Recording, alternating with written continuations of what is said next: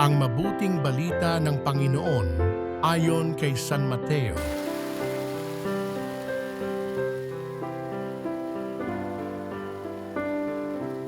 Noong panahong iyon, si Juan Bautista ay dumating sa ilang ng Judea at nagsimulang mangaral.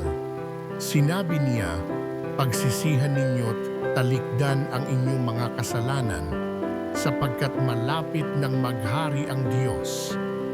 Si Juan ang tinutukoy ni Propeta Isaias nang sabihin nito, "Ito ang sabi ng isang sumisigaw sa ilang, ihanda ninyo ang daraanan ng Panginoon, tuwirin ninyo ang kanyang mga landas."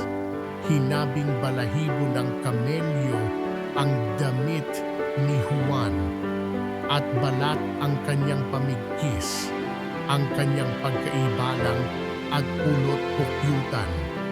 At pumunta sa kanya ang mga taga-Jerusalem, taga-Judea, at mga naninirahan sa magkabilang panig ng Jordan.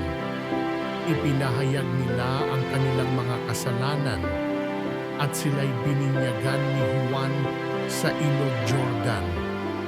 Ngunit nang makita niyang marami sa mga Pariseo at mga Saduseo ang lumalapit upang pabinyag, sinabi niya sa kanila, "Kayong lahi ng mga ulupong, sino ang nagbabala sa inyo upang tumakas sa parusang darating? Ipakilala ninyo sa pamamagitan ng inyong pamumuhay na kayo'y nagsisisi, at huwag ninyong ipangahas na kayo'y anak ni Abraham. Sinasabi ko sa inyo, ang Diyos ay makalilikha ng mga tunay na anak ni Abraham mula sa mga batong ito. Ngayon pa'y nakaamba na ang palakol sa ugat ng punong kahoy. Ang bawat punong kahoy na hindi mabuti ang bunga ay puputulin at ihahagis sa apoy. Binibinyagan ko kayo sa tubig bilang tanda ng pagsisisi ninyo't pagtalikod sa inyong mga kasalanan. Ngunit ang dumarating na kasunod ko ang magbibinyag sa inyo sa Espiritu Santo at sa apoy.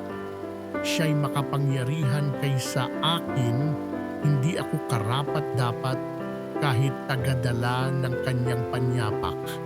Hawak niya ang kanyang kalaykay upang alisin ang dayami.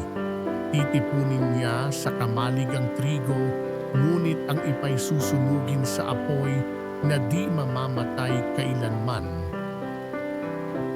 Ang mabuting balita ng Panginoon